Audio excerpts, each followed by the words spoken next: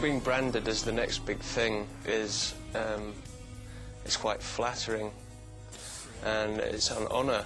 Since the dawn of history, there's been next big things, you know, and most of them are never a big thing. We try to just keep our focus within the group and not kind of take in too many external factors. I have extreme fear when someone tells me that we're the next big thing, because I take it as read that we're going to be forgotten about in 2 weeks. And if that starts affecting your music, then you've lost what you had to start with in the beginning. So things would start to change, and things are going really well for us now, so I think we're just going to try and stick to the same old recipe.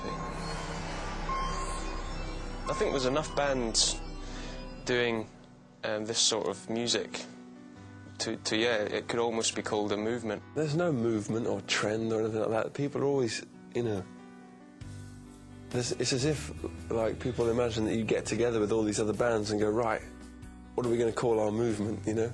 There's Travis, Badly Drawn Boy, Doves, us. So there's four bands that are doing quite well at the moment in Britain. So and there's other bands that are coming through all the time that are doing kind of very melodic, simple songs. I think people worry too much about that sort of thing, you know.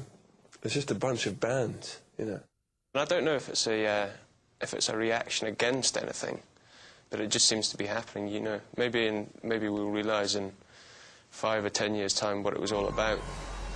The British music scene gets a lot of flack, you know. I mean, it's perceived as being much harsher than it actually is, because these you know, there's all the publications in Britain, they can be really harsh, you know. But the music buyers, they're not harsh in Britain. If they like it, they'll buy it, and if they don't, they won't, you know.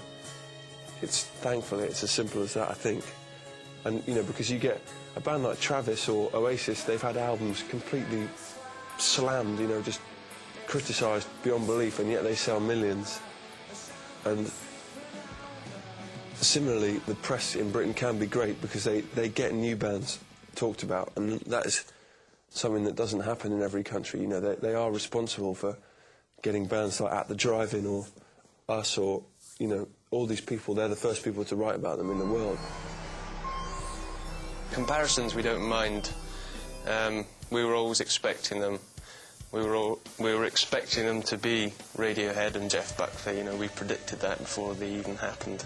It's flattering in a way, but at the same time, we're not trying to be those. We're not trying to emulate anyone else except our own selves, you know. And but I think now that the record, certainly in the UK, where people have you know, heard us a bit longer, because they've heard our album, the comparisons stop, because we become, you know, our own.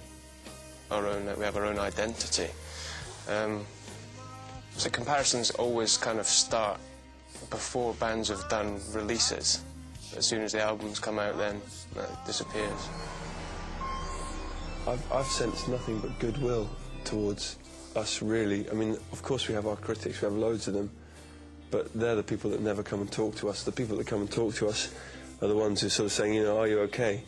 You know, which is really cool, you know. Like PJ Harvey, who we just think's great, you know, she was like, well, you know, if you've ever got a problem, you know, call me up. And I just thought that was, you know, wicked, you know. So I'm trying to think of problems just so I can call her up, but I don't sense any, you know, we're not like Hanson or anything, you know what I mean? We're 23, 24, 22. And I'm sure there is bad feeling, but I don't see much of it. I mean, I know we have thousands of people who think we're terrible, but everybody does. There's thousands of people who think Bob Dylan's terrible, but they should all be hospitalised, you know.